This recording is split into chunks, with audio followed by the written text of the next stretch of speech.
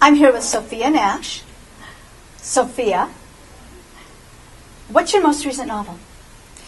My most recent novel is the final installment of the Widows Club series, and it's called Secrets of a Scandalous Bride. And the other books in this series are A Dangerous Beauty, The Kiss, Love with a Perfect Scoundrel, and Three Dukes and a Devil, which is actually an anthology, so I'm just one of several stories. Wow, I love the title of the last one. It's just great. What was the inspiration for this novel? That story just arose from the last full story of the series, Love with a Perfect Scoundrel. And what happened was there was the hero was actually the half-brother of a character in that story who was the worst, blackest villain you can possibly imagine. He hated the hero so much that he had basically put an enormous amount of money on anyone who would bring him back, dead or alive.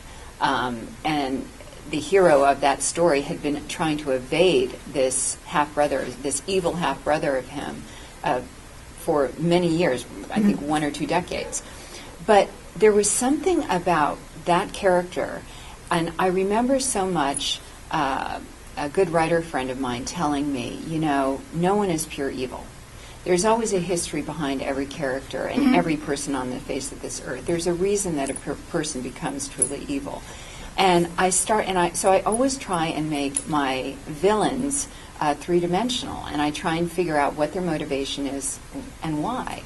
And the more I wrote this villainous character, I knew that there was a very deep heart of gold within this man, and there was a reason why he was doing what he was doing. And he just grew bigger than life. And in fact, when I turned in the book, both my agent and my editor said to me, your next hero has got to be this character. There is something about him. And I said, absolutely. So that's how he was born.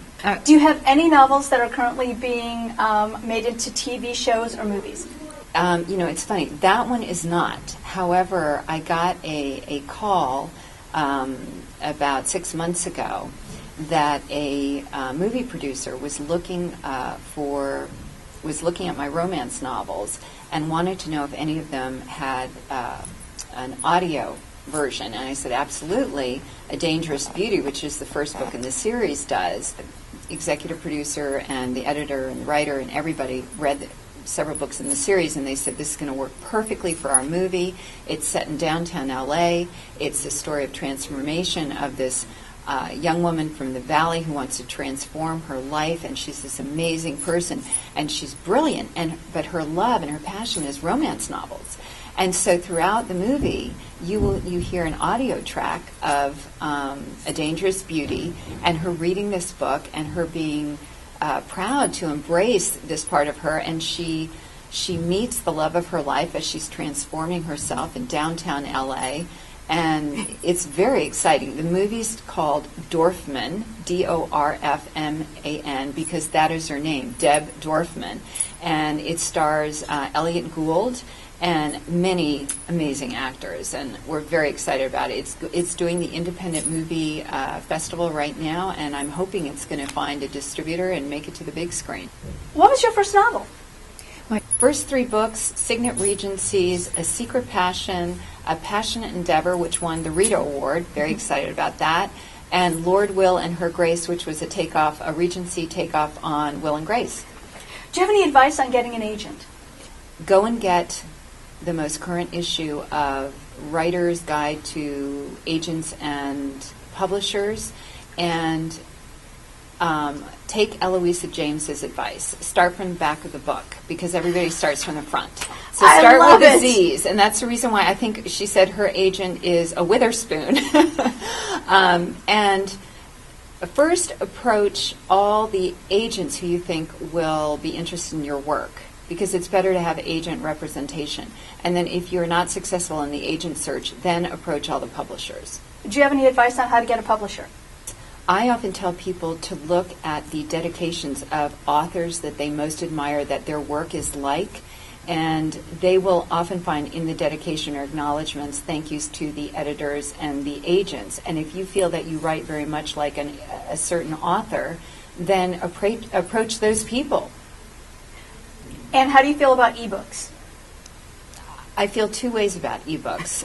I think that on the one hand, I think people who love ebooks should be reading ebooks, and then people who love paper books should be reading me. For me, as a writer, I have not successfully made the transformation of going to digital because of two reasons. First, I have eye strain from writing in front of a keyboard. And B, I am terrible with books. I wreck them. I read them, I mark them, I write them, I make notes. I want to capture the feeling that other authors have been able to capture, and so for me, it's a learning process when I'm reading. And so I haven't figured out an ebook reader that can do that for me. Do you mentor other writers?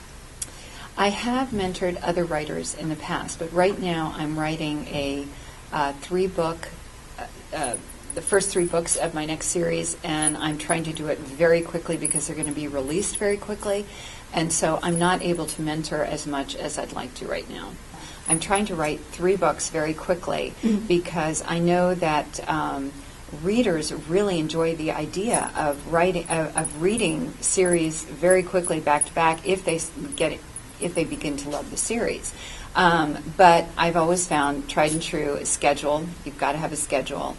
And that's what I do. I mean, I get, and also I've learned that the faster I write, the more I stay with the story. And even if it's a very rough draft, the first draft, at least I've got the story down, and everything's moving along, and the pacing is good, and that sort of thing. So there is a good part to trying to write very quickly. And you have a website. My web address is www.sophianash.com, and if you're interested in following me on Twitter or on Facebook, there are buttons right there on that page that you can click.